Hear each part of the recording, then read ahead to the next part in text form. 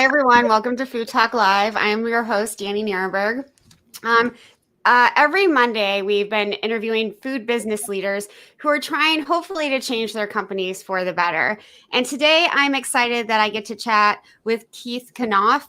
He is the president and CEO of Raley's family of fine stores, a chain of 126 grocery stores across Northern California and Nevada.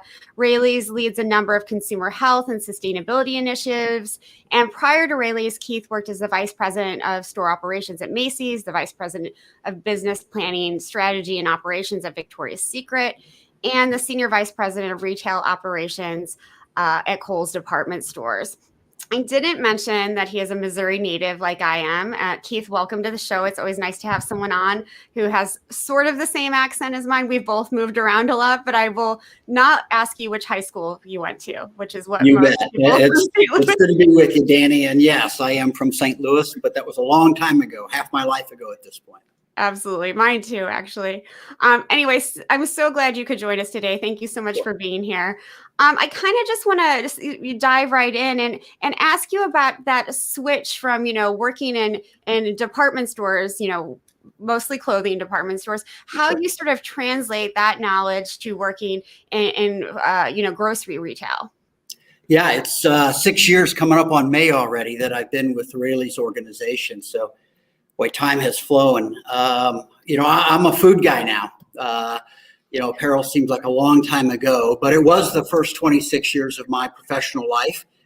And grateful for that opportunity. Worked with some incredible people in some Fortune 100, 200 level companies. And I think what I learned from that experience, which has really aided my transition into this industry and here at Raley's is one, a deep understanding of the customer.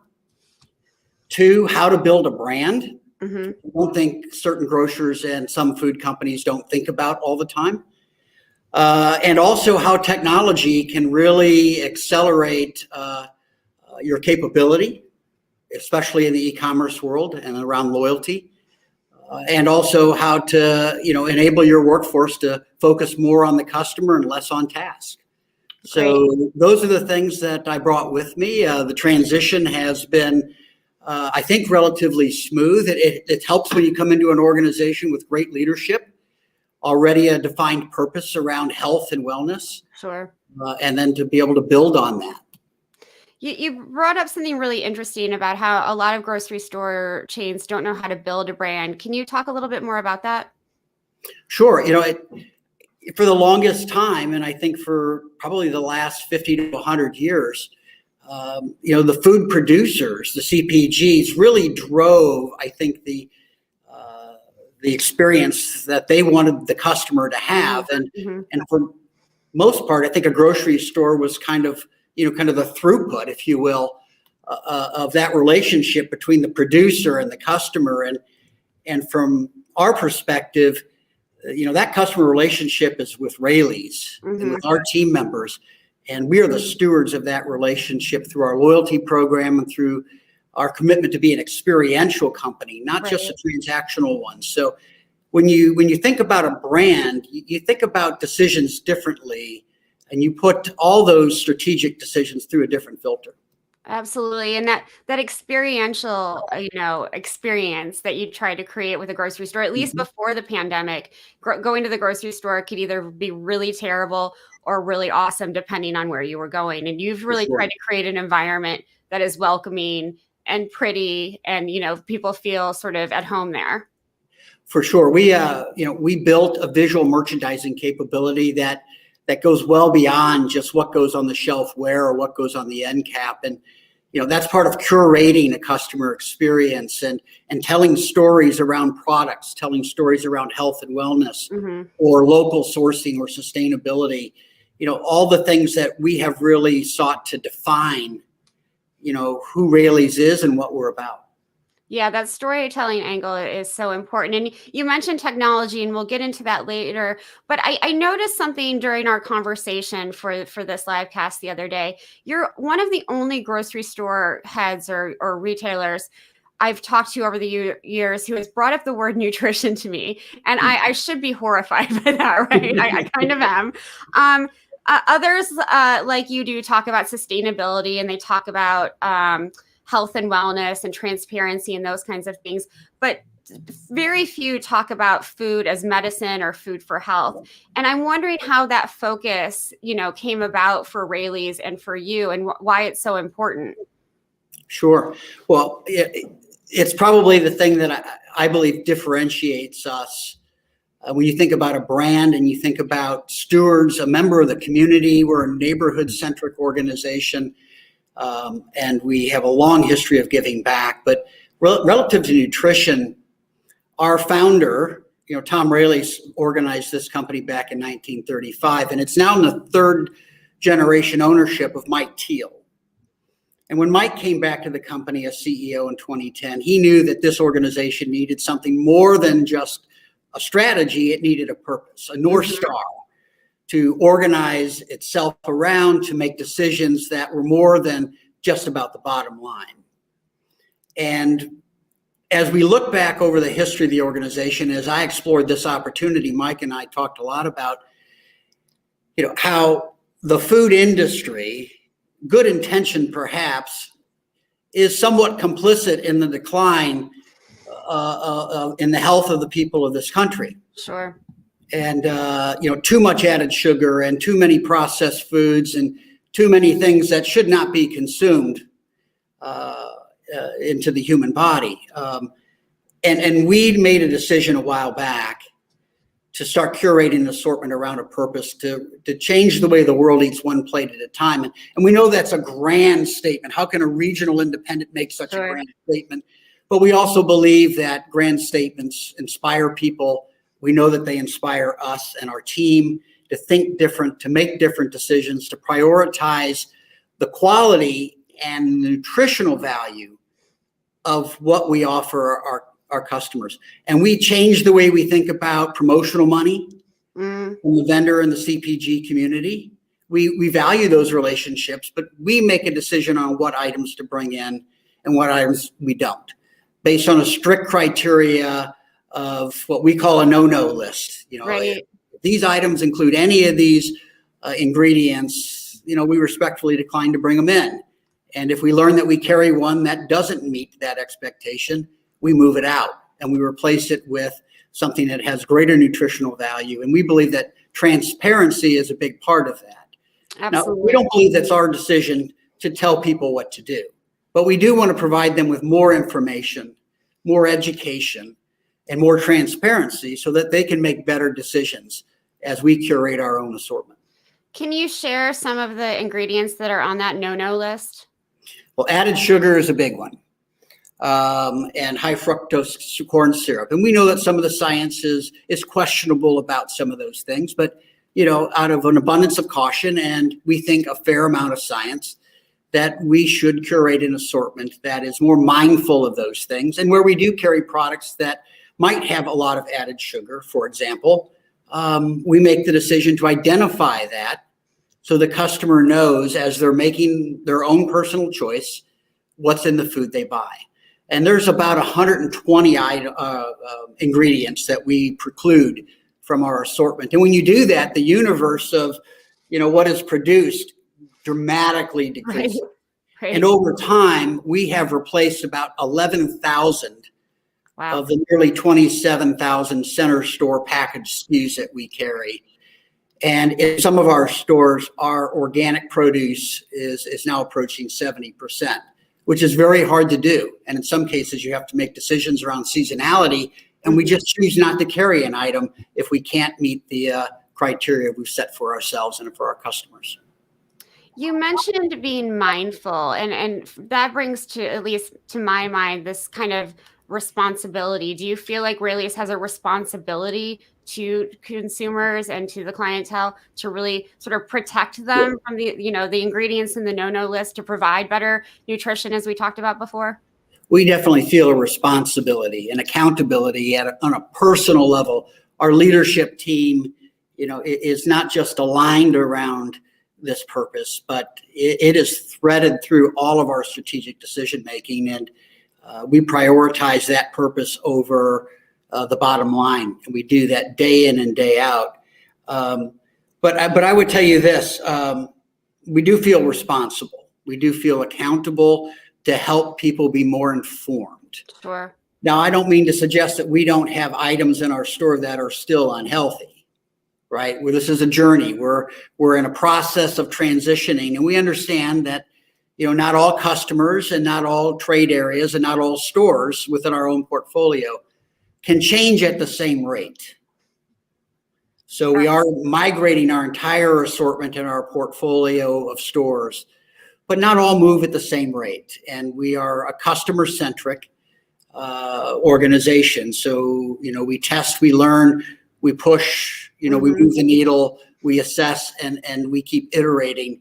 And we have done so over the last several years, and we will continue to accelerate as the customer becomes more informed. And we think that's our real responsibility, is to help educate, not to decide for, but to educate, and then be thoughtful and mindful of how we offer, assort, promote. We made a lot of changes. We were one of the first retailers to kick out tobacco products. Sure. We took sugar-laden snacks out of the check stands. Sure. We took sugary carbonated beverages out of the check stands. Now, I still carry sugary carbonated beverages, right? But they're on a third position, not the ideal position in line. And more, we've replaced those with better natural organic products that are healthier for you. Sure. Has there been any pushback from your clientele? Has the clientele changed because of these changes? Absolutely. We think for the majority, our customer base is making the journey with us. I recognize that some may choose not to, right? You can't be everything to everybody. Sure. And, at a certain point, as you make a significant number of SKU changes by category, some customers may choose to go elsewhere. But for the most part, we have seen our customers through our loyalty program, which is incredibly developed. About 72% of our customers participate in our loyalty program. Wow. So we have a lot of customer insight. Mm-hmm. And that has guided the decisions and our ability to accelerate into where there's unmet demand. And then, of course, to migrate consumer choice, but informed by the consumer, guided by our purpose. I'm sure some of our listeners and our viewers are wondering, well, gosh, it must be really expensive to shop there if they're doing all of this work to carefully curate all of these healthy things. And if I'm somebody, especially during the pandemic, on a really fixed income, and, I can't afford or feel like I can't afford some of these products, what would you tell that consumer? Well, we are a high-low operator. So, if you look at our pricing on a promotional basis, we're very competitive. If you look at our pricing day in and day out, we're probably in the bottom quartile, meaning the more expensive quartile, if you will. But on par, our prices are pretty much in line with other major national competitors who are magnitudes larger than us. And this goes to prioritizing our purpose over profit. Mm-hmm, mm-hmm. Right? We understand that we need to be profitable so that we can continue on our organizational transformation around our purpose. We also believe that our purpose is a point of differentiation. And while we're a big company in the scheme of things, not so much. Sure. And to use a boxing metaphor, we definitely punch above our weight. But if it's all about scale, we understand that we're in the deep end here. So we know that differentiation, a really incredible experience, great quality, and a differentiated product at a fair price, whether it's base or promoted, is really a competitive channel for us to continue to grow. And you mentioned the pandemic. During the pandemic, Raley's earned 240% of its fair share in the marketplace. Mm. And by any standard that we can tell, that is greater than the rest of market, people who look like us, and certainly stronger than those who are price operators. So our quality, our service, during the pandemic, our commitment to safety and speed, along with our assortment, was really relevant to the consumer. So We definitely outperformed, and we think that that's a testament to, people being mindful about their health, Sure. being committed to learning more about what food does in the human body and how nutrition can lead to a more fulfilled life.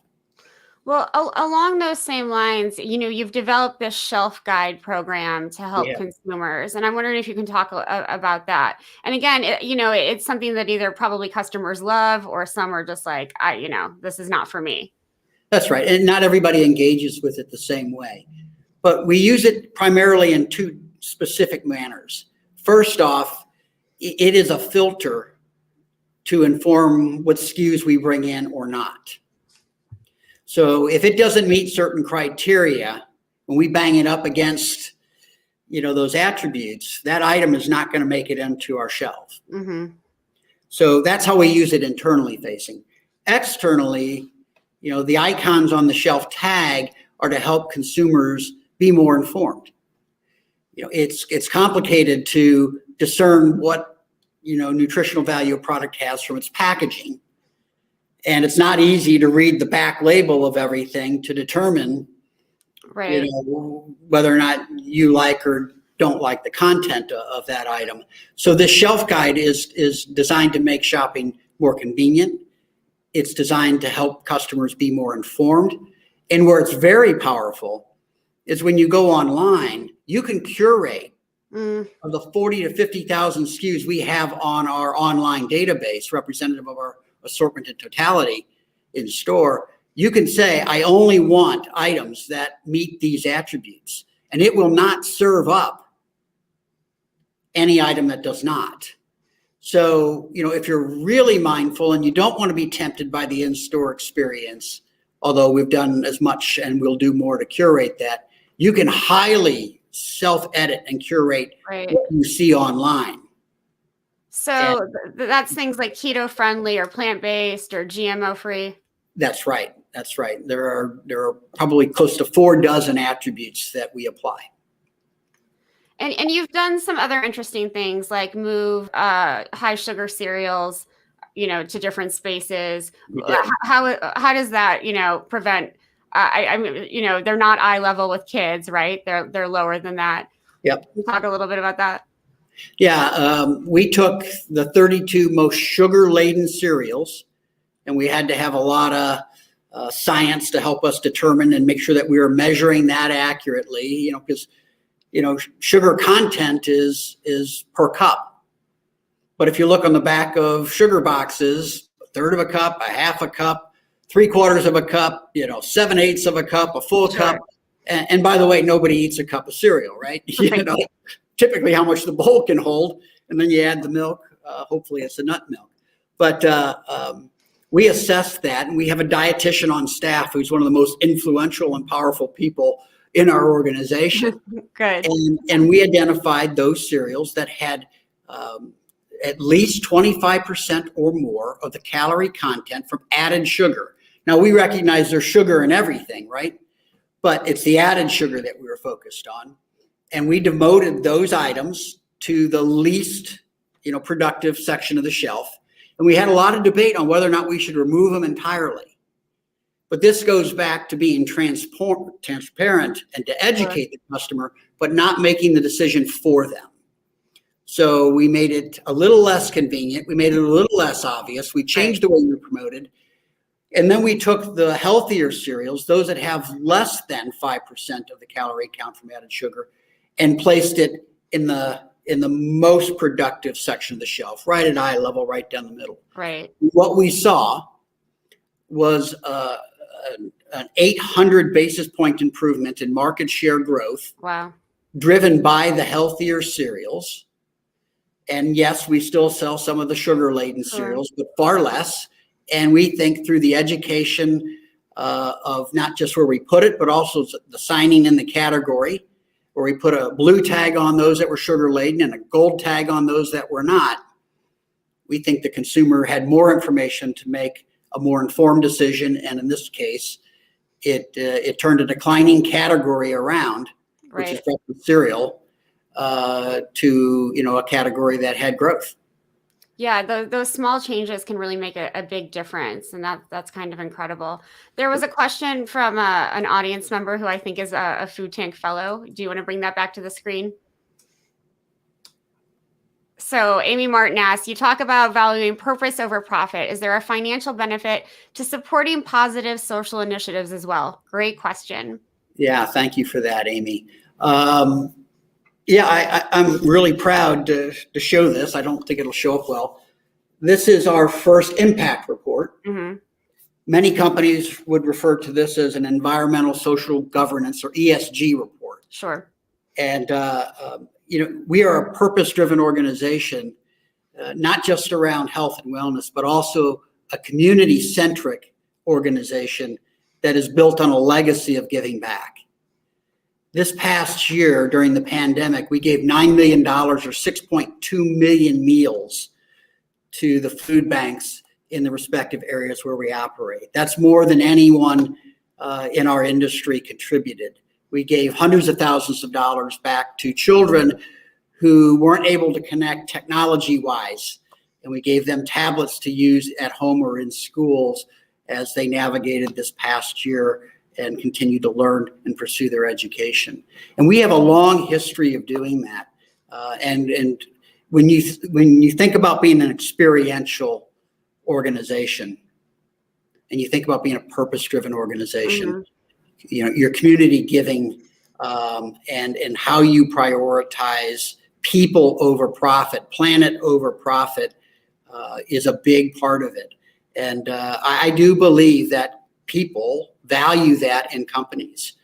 And I know that our team members value it in us. And we look forward to continuing to do even more and better. We have, a lot more work to do. Sure. And how does that people over profit and experiential sort of, organizational model you have, how has it worked for your workers, not just during the pandemic, but, in years previous and hopefully looking forward? How do your employees respond to that?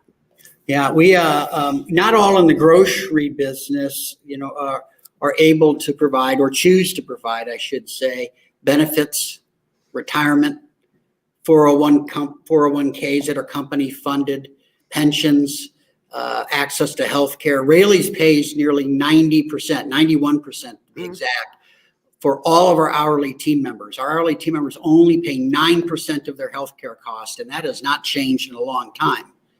But consistent with a purpose-driven organization, myself and other leaders, director and above, pay a much higher percentage. So we choose to do that so that our team members who work for an hourly wage don't have to bear as much of that burden. Those are the kind of decisions that we make at our team. And we've constantly focused on making sure that we have wages that are competitive. Our average hourly, when you look at it fully loaded, wage and benefit is far north of $30 an hour. And I think when you look at other organizations that are magnitudes larger than us, Sure, you would find that is significantly higher. And that goes back to being a family-owned, independent, purpose-driven organization where we know that the team members who represent us every day with our customers in our communities are incredibly important, and they help make it happen. And where we can, we want to give back. This past year, we were able to give back $15 million, which for a company our size is a very significant absolutely. give back. Proportionately, magnitudes larger than companies much larger than ours.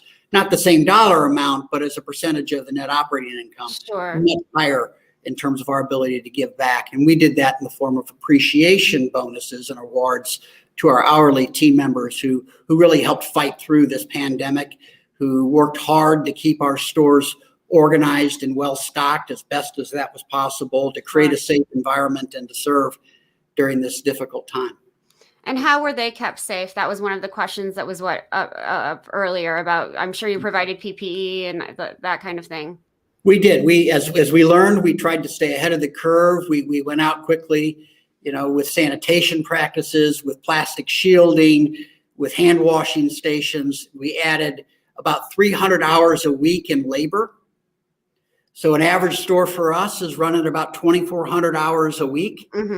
At the peak, we were at 2,900 hours. So we had Wow. several hundred hours of labor added in for people who were focused on sanitation, wiping down carts, wiping down handles, Marshall, taking temperatures. We were also very generous. We already had a very developed leave of absence policy, but we were very proactive with that and encouraged people who did not feel well to stay home. And we made it financially possible for them to stay home, so that if they weren't feeling well, they had the chance to get a test and determine if they were, sick or not, Sure. And then to make an informed decision to return to work when it made sense for them. Right. I mean, that's something I've heard over the last year from family-owned businesses or private businesses, that they've been able to handle the pandemic, and often in such much better ways than shareholder companies, because they can make these decisions very quickly and they don't have to, sort of go through anyone's. It is kind of amazing that the power of family-owned businesses, when you compare them to really big corporations who you've mentioned before. I want to switch gears a little bit. You recently opened a new kind of market, Raleys One Market. How is it different from your other stores? Well, this is the North Star, the full bright expression of our purpose, to change the way the world eats one plate at a time. And this store is curated against the highest standard of nutrition. And we call it Raleys One Market. And the one is an acronym for organics, nutrition, and education. So it speaks to our purpose of curating a really clean, sustainably sourced, local if possible, health-centric assortment, both fresh and center store. And in the education, we have a dietitian in the store who is there to conduct classes and to work with people who have special dietary restrictions, interests, or needs, and to conduct classes with local schools and to conduct tours with groups who are interested in learning more about nutrition. And it really it's opened last July. It's in Truckee, just near the California-Nevada border. My favorite places. Up by Lake Tahoe, so come visit. It's a great place to visit as well. And we have learned a lot from that. We're very proud of what it is. And now in the coming weeks, we are going to convert 2 of our existing stores, one in Reno in Nevada and one here in Northern California, to that same format. And as we learn to transition more stores, we will accelerate the transition and the transformation of the Raley's portfolio to the Raleys One Market. It's got a green logo on it, and it's branded in all the ways that make it healthy and educational and nutrition centric. Yeah, it sounds. I can't wait to visit one, because it sounds so different from other grocery stores. Even the ones I won't name, who sort of center on healthy, organic, nutritious food. Yeah. You have somebody who's very impressed by the Truckee store. That's great. Wonderful. I do want to switch gears. Right, Genevieve, thank you. I want to switch gears a bit. When we spoke last week, I was telling you about how our Food Tank's friend and colleague, Mark Kaplan, who works with Invisible and Whole Chain, was telling me that Raley's has more traceable, sustainable food, seafood than any other grocery store chain, and that's including Kroger's and Whole Foods. Sure. And your full circle market seafood is the first of its kind in terms of every product from wild and farm to domestic and imported, with full supply chain transparency, with the technology that Mark has developed.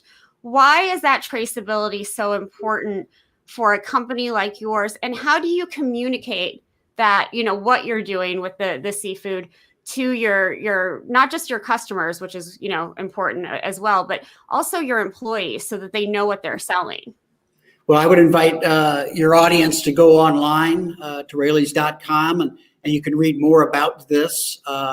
We have it established in our seafood. We're looking to establish it in all of our protein channels, our blockchain. But seafood definitely. We started with seafood for a number of reasons. One, the industry has a history that's not so great with how it treats people. Part one. Right. Part two, I think it's increasingly obvious to us and perhaps to your audience and maybe beyond that the world's oceans are under incredible pressure. from pollutants to overfishing we're just harvesting more than the natural world can keep up with.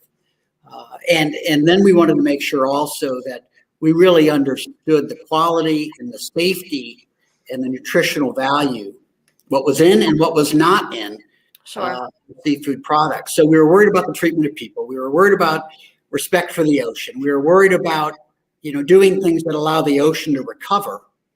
And then, of course, worried about the quality of what we offered and the nutritional safety of what we offered. So we work closely with our providers, Pacific Seafood here. It helps that we're a coastal centric organization, right? 60 miles from here is the Pacific Ocean and on up through Alaska. All of our whitefish is line caught. So we're very mindful of where it came from, how it was harvested, and the sustainable practices, including the humane treatment of people involved.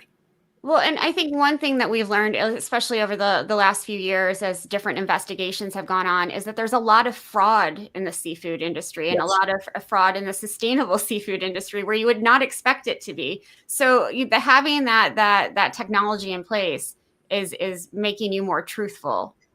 It is. And we're not a large organization, as you know, but we've dedicated our resources and our time and our people to physically inspect. So we do surprise inspections, and we show up at all of our fresh providers and ask to see all their validation. We inspect the process. We talk to people. We walk the plants, and we have great partnership.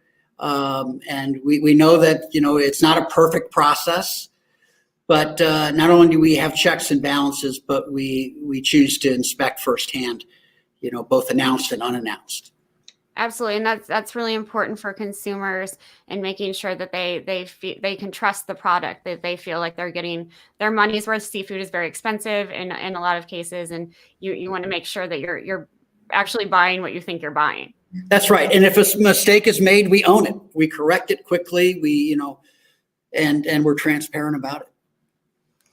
What do you think is your most important work over the next year, as we come out of this pandemic? What do you want people to know about Raley's that they otherwise would not know?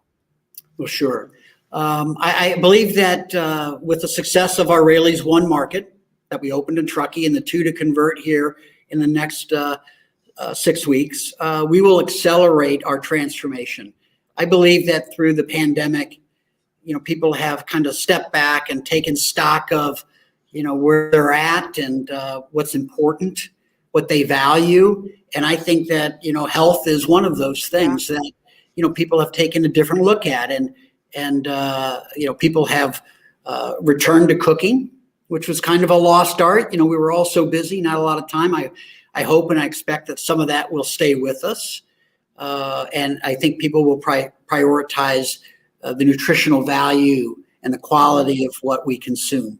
And I think that will align with our purpose and the transformation of our assortment over the coming year, which I believe will accelerate around our purpose. The other thing we would share is that we are a very digitally sophisticated company with an incredible e-commerce digital ethos. Matter of fact, according to the Dunnhumby RPI, which is a national study of about 70 retailers, we rank in the top 5. So, very sophisticated that way. And, I think we'll be able to compete and moreover serve customers on their terms, whether they choose to shop in store or adopt an online or a hybrid of both, which I think most people will do. When we spoke about seafood a little bit earlier, you talked about sort of the strict vetting process for vendors. And I'm wondering what that looks like for other proteins, for beef and poultry and eggs.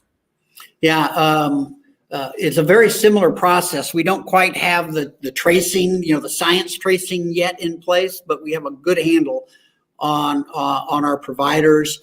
We inspect their plants, both announced and unannounced. We require them to sign, an affidavit that clearly defines what they do, how they do it, how they treat the animals, how they treat the land, how they treat people, how they use and consume water and conserve water.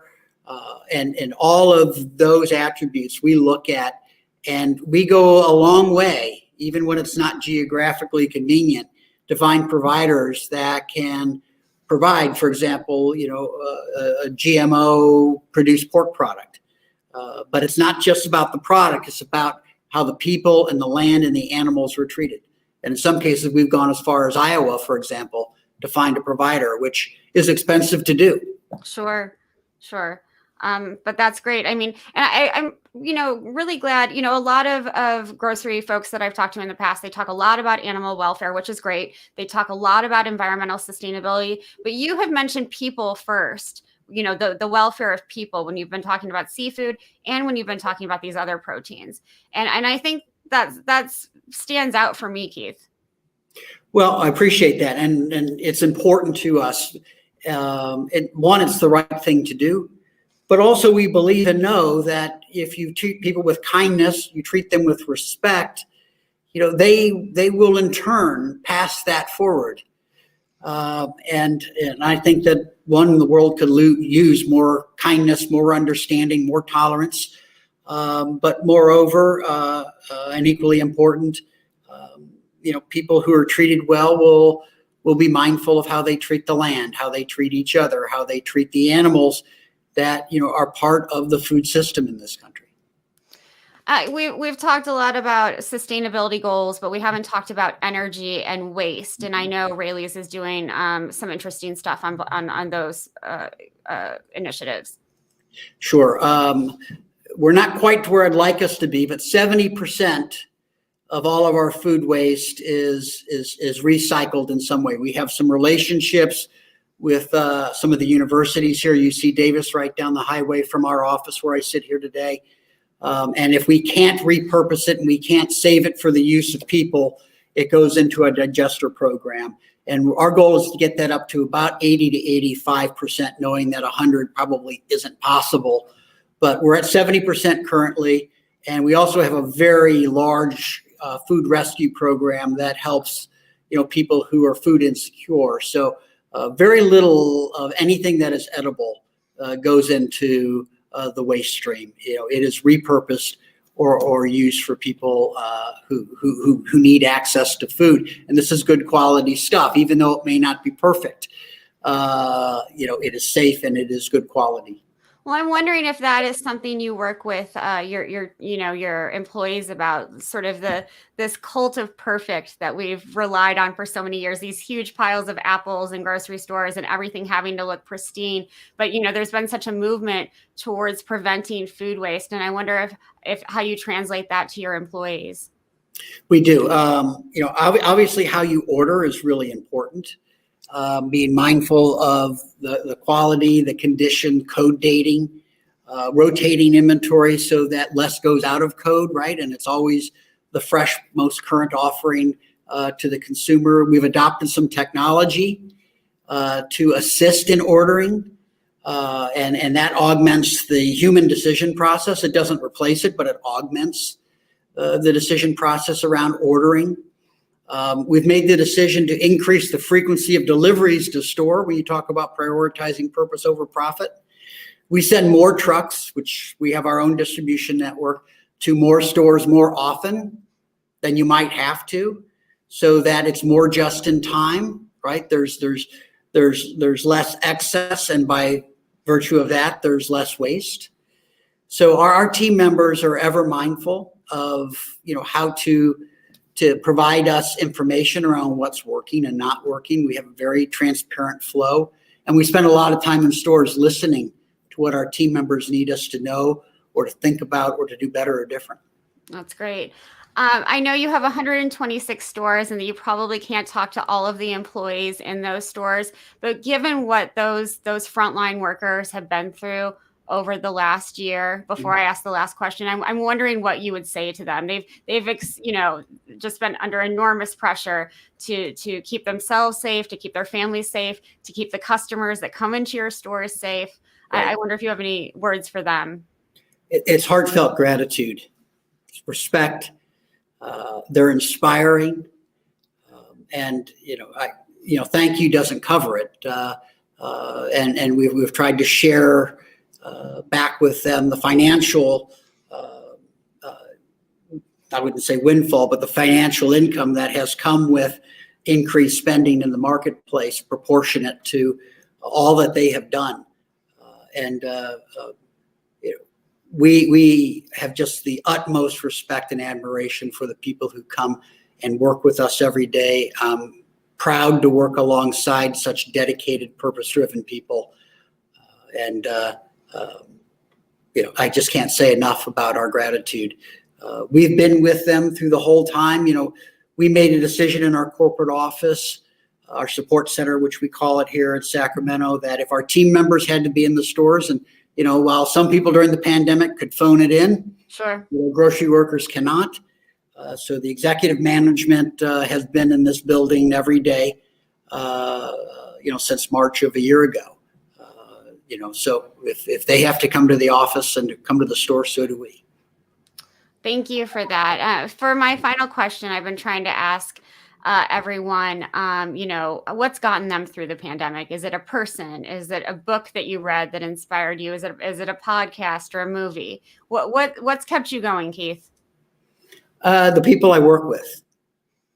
Beyond my family, and I'm very blessed and very fortunate to have a wonderful family life. But when I think about what's kept me going from a professional sense, the people that I work with, the people that it is my privilege to support in the stores, down to every hourly team member and every person who rings a register, puts a can on a shelf, or unloads a trailer. It's really a privilege to be alongside people who care, who are inspired and driven by what they do. And I'm grateful to have been part of that journey with them this past year. Absolutely. And I want to take, another moment. We've been trying to thank, grocery store workers and truck drivers and everyone else, along the food chain throughout the pandemic. But thank you for keeping us all fed. And this has been such a trying time for all of us, but I feel more trying for those who work in food. So, you have my heartfelt admiration and gratitude as well. Thank you so much, Keith. I've learned a lot about Raley's, and I think our viewers have too. A reminder that this episode will also appear on our podcast, Food Talk with Danny Nierenberg. And please join me on Thursday when I'll be talking to Pete Ritchie and Chantal Clement from IPIS Food at 2 p.m. Eastern. And then again on Friday, I'll be chatting with Dr. Mark Hyman about his new book, The Pagan Diet. Thank you so much, Keith. Please stay well. Thank you, Danny. You as well. Take care. Thank you.